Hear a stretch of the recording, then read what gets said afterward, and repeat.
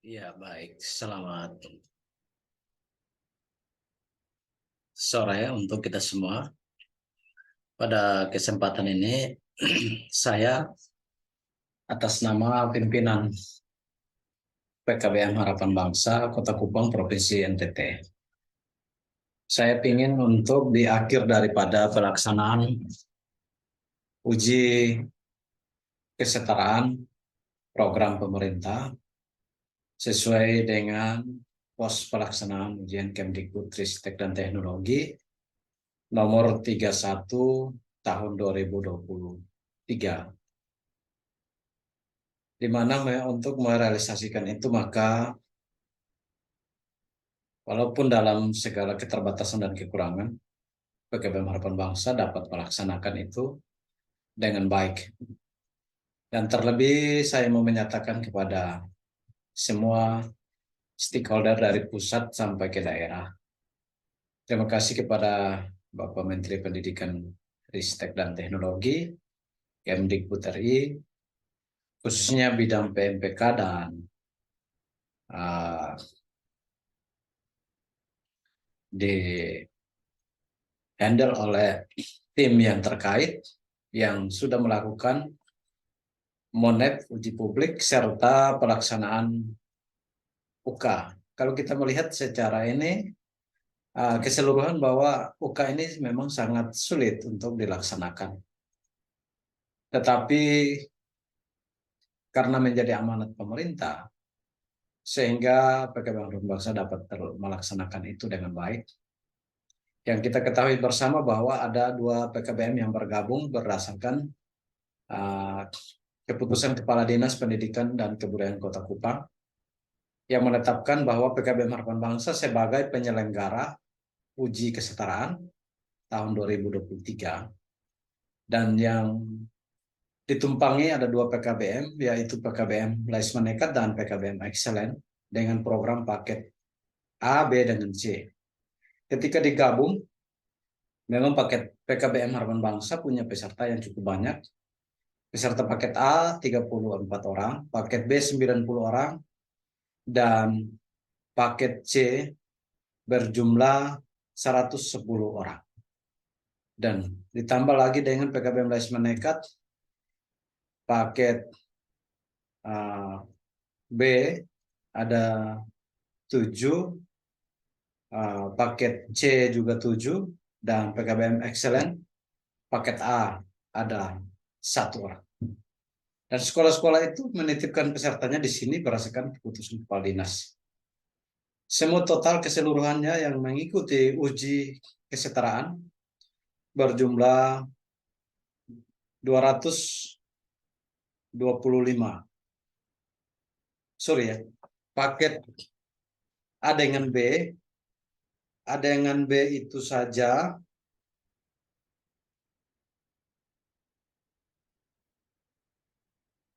A dengan B itu saja 125, ditambah 110, ditambah 7, 242 peserta. Paket A, B, C 242.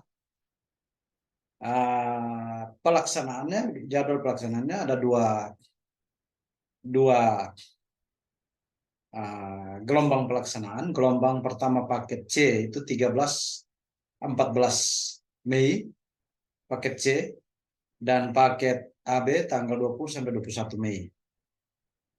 Bayangkan di paket C itu 110 peserta itu gelombang 1 75 dan gelombang 2 50. Dan paket A dengan B itu gelombang 1 dengan gelombang 2 dirata-ratakan peserta yang ikut adalah 125 peserta. Dengan kesediaan sarana satu server dan 15 komputer milik lembaga serta pinjaman dari dua sekolah yang titipan itu, ditambah kurang lebih sekitar 30 server, 30 klien yang digunakan. Ya, sekitar 25 tidak sampai 30 ya, sekitar 25. Nah, itu digunakan dalam rangka mensukseskan program uji kesetaraan. Puji Tuhan 242 peserta paket A dan B dan C itu masuk dalam pendataan uji kesetaraan dan mereka melaksanakan dengan baik. Dan paket A, B juga 100%, paket C juga 100% mengikutinya. Tinggal menunggu sertifikat uji kesetaraan dari Kemendikbudristek dan Teknologi. Perlu beberapa hal yang perlu kami rekomendasikan adalah yang pertama, terima kasih kepada Bapak Menteri bersama jajaran, khususnya di Direktorat PMPK, Kementerian Dinas Pendidikan Provinsi, Bapak Kadis Pendidikan Kota Kupang bersama bidang yang menanganinya, bidang PAUD dan PNF, semua jajaran terkait yang menyambung informasi ini, program ini dapat terlaksana di lapangan. Terima kasih buat perhatian yang serius. Akhirnya pelaksanaan ini dapat berjalan dengan baik, mulai dari persiapan, sosialisasi, persiapan, simulasi, gladi bersih, sampai dengan pelaksanaan uji kesetaraan. Nah, meskipun tidak dianggarkan secara khusus, tetapi tentu kami telah melaksanakan dengan tuntas. Pada tahun-tahun 2 tahun lalu, kami melaksanakan AMBK juga yang sama. Jadi bukan hal baru bagi kami, tapi kami sering mengalami kekurangan. Kekurangannya adalah sarana TIK. 15 saja yang bisa melayani sekolah kami sendiri dan melayani sekolah-sekolah titipan. Sehingga kalau secara sistem melihat PKBM Harapan Bangsa menjadi penyelenggara, ke depan kami diberikan kemudahan terlebih dalam mendukung kesediaan keterbatasan yang ada di lembaga agar pelaksanaan kegiatan-kegiatan pemerintah pusat seperti ini dapat terlaksana dengan baik agar tidak mengalami hambatan-hambatan. Nah, ini beberapa poin yang saya mau sampaikan untuk dapat diperhatikan ke depan. Secara tenaga, SDM yang ada kami sangat siap untuk pelaksanaan. Hanya alat atau sarana pendukungnya sangat terbatas. Sehingga ketika program ini masih dianggap baik dan masih berkelanjutan, ke depan dapat membantu kami dalam mendukung kekurangan-kekurangan yang ada. Yang kedua, jadwal pelaksanaan. Kalau bisa, kami di NTT ini jangan dikasih jadwal ujian, khusus kami yang pesertanya banyak itu, kasih kami jadwal pelaksanaan ujian di hari kerja. Kami tidak merasa sulit untuk hari kerja. Jangan kasih di hari Minggu. Hari Minggu itu ketika kami melaksanakan pelaksanaan ujian, itu sudah termasuk satu pengingkaran terhadap atau pengkhianatan terhadap hari Minggu yang adalah hari ibadat bagi kaum Nasrani. Nah, sesungguhnya ini mestinya pemerintah harus lebih hati-hati menetapkan hari Minggu adalah hari ibadat, hari gereja bagi umat Kristen yang adalah mayoritas.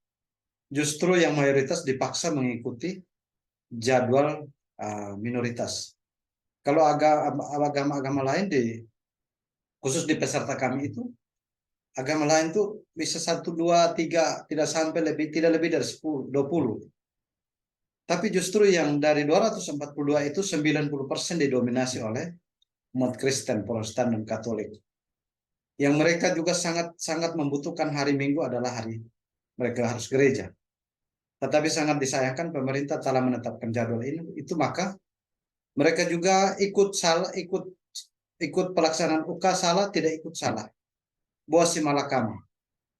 Maka mari kita mendidik anak bangsa pada rel yang benar, termasuk penetapan jadwal. Tolonglah rekomendasi ini dapat didengar. Jangan jadwal pelaksanaan dalam kegiatan apapun jangan kena hari Minggu.